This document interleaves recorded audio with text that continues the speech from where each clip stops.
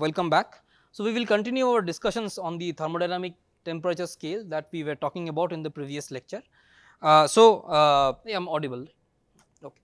So, we said that the efficiency, the first law efficiency of this heat engine working between the reservoirs TH and TL is given by 1 minus TL by TH.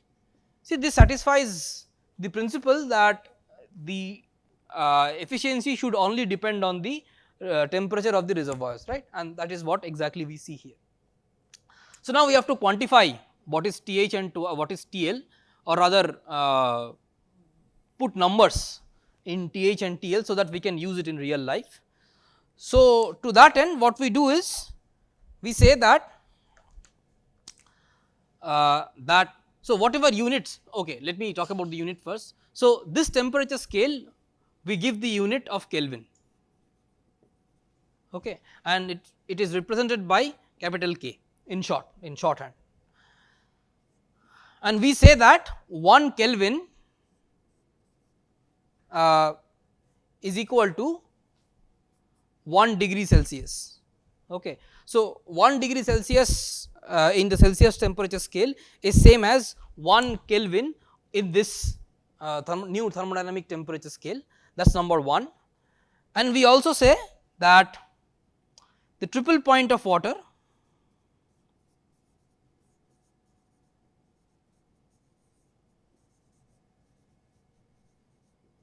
in this new temperature scale is 273.16 Kelvin, that is the triple point of water. As I said, triple point of water is assigned a value 273.16 Kelvin in this new temperature scale. That means 273.16 units of Kelvin temperature is equal to the triple point of water, which we know is not exactly 0 degree Celsius. We know that this is equal to 0.01. So, let me write that down, 0.01 degree Celsius. Okay. And we also know that, as I said earlier, 1 Kelvin is equal to 1 degree Celsius. Okay. So, so based on that, see, these two informations are enough to uniquely specify the value of T corresponding to any degree. So, if you specify the degree Celsius of temperature, you can find out what is the T in Kelvin scale, right, or what is the temperature in this new temperature scale, and this is called as, this new temperature scale, the temperature value is called as absolute temperature.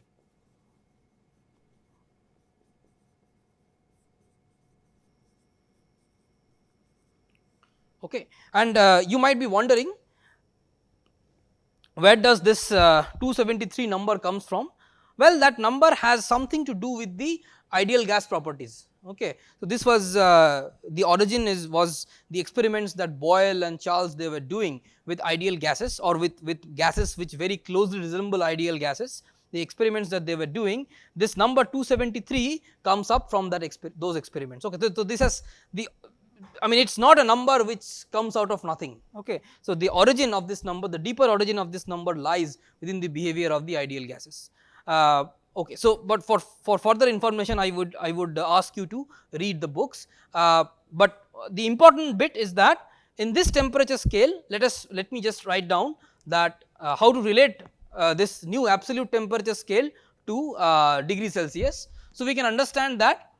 So, based on these two relations and based on the fact that 1 Kelvin is equal to 1 degree Celsius, based on these two you can show that this this Kelvin temperature scale, so T in Kelvin will be equal to T, or maybe T in degree Celsius, let me write it like that, plus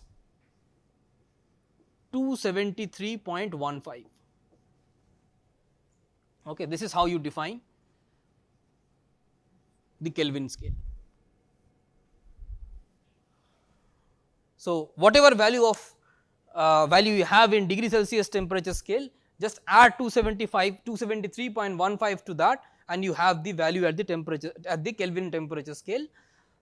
So, the minimum that you can have is T equal to 0 in Kelvins, that the minimum that you have is T equal to 0, right. So, 0 Kelvin is the minimum that you can go in the Kelvin temperature scale. Okay. So, now let us go back to the efficiency of the heat engine, and we know that the efficiency is defined as T eta of Th comma Tl is equal to 1 minus Tl by Th. Now, suppose you have a reservoir, by the way, let me point out that this temperature 0 Kelvin temperature is also called as absolute 0. Okay. So, now suppose you have a heat engine which is working between the reservoirs at temperature Th, and so this is heat engine W out, and another reservoir which is at absolute 0. So, this is has temperature 0 Kelvin. Okay. So, what will be the efficiency of this heat engine? It will be of, and suppose this is a reversible heat engine. So, the efficiency will be 1 minus TL by TH. We know TL is 0 Kelvin, so this will be 1, right. But we know that efficiency of any heat engine, including reversible heat engines, have to be less than 1, right, which means this TL can never be equal to 0 Kelvin. So, you see that if you have a heat engine working between any reservoir and another low temperature reservoir which is at absolute 0 temperature, that reversible heat engine will have an efficiency of 1, which is prevented by second law. This is not allowed by second law, which means that you cannot have a heat engine working between working, or rather you cannot have a heat engine for which the low temperature reservoir is at 0 Kelvin temperature.